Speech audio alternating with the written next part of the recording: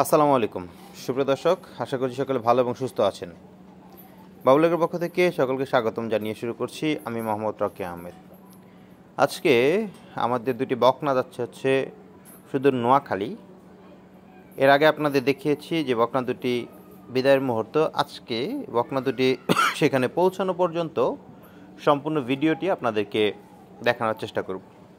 হ্যাঁ, এখন আমাদের ফার্মে বকনা দুটি, তো এই বকনা দুটির বয়স খুব কাছাকাছি 10 থেকে 11 মাসের মতো আছে। এদের মায়ের রেকর্ডও মাশাআল্লাহ খুব ভালো। আসলে বকনা মায়ের রেকর্ডের উপর নয়, শুধু বাহ্যিক সকল কিছুর উপর ডিপেন্ড করে দেখে তারপর বকনাগুলো ক্রয় করতে হয়। এই হচ্ছে আমাদের গরুগুলো বিদায়ের মুহূর্ত, অর্থাৎ আমাদের ফার্ম থেকে যখন তাদেরকে গাড়িতে ওঠানো হবে ঠিক সেই মুহূর্তে।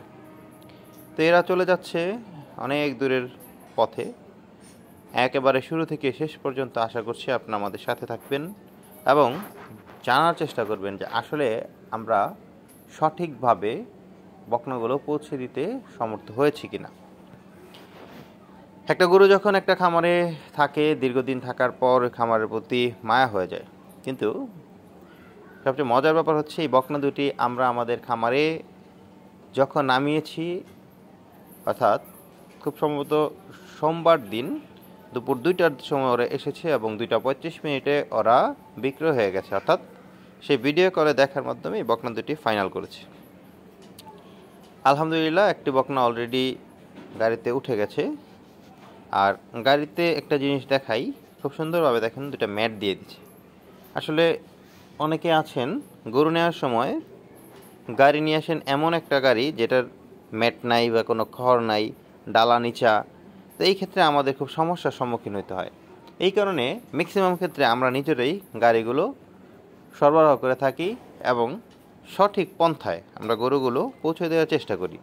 এই যে গরুর গাড়িটা দেখছেন, এটা কিন্তু এক্সট্রা একটা গাড়ি। এই গাড়ির ডালাটা কিন্তু যথেষ্ট উঁচা।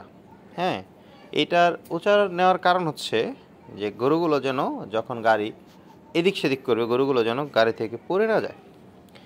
এই হচ্ছে দ্বিতীয় বকনাটি, সেও চলে যাচ্ছে গাড়ির উদ্দেশ্যে। গাড়িতে উঠে সে চলে যাবে সুদূর নোয়াখালী কবিরহাটে।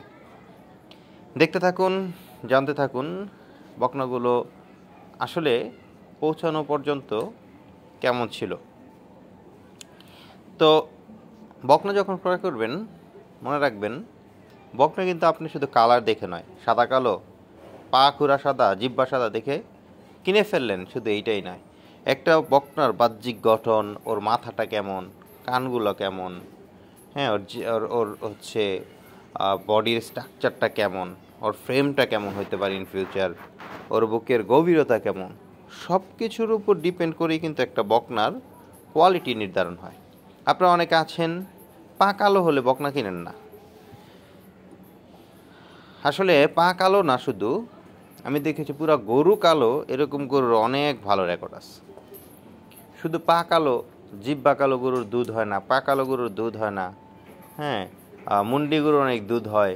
এই সকল আমি বলবো 100-100 এগুলো কোনো ভিত্তি নাই বললেই চলে। হ্যাঁ, তবে পা খুরা সাদা হলে, জিব্বা সাদা হলে, এগুলোকে একটা সিমটম।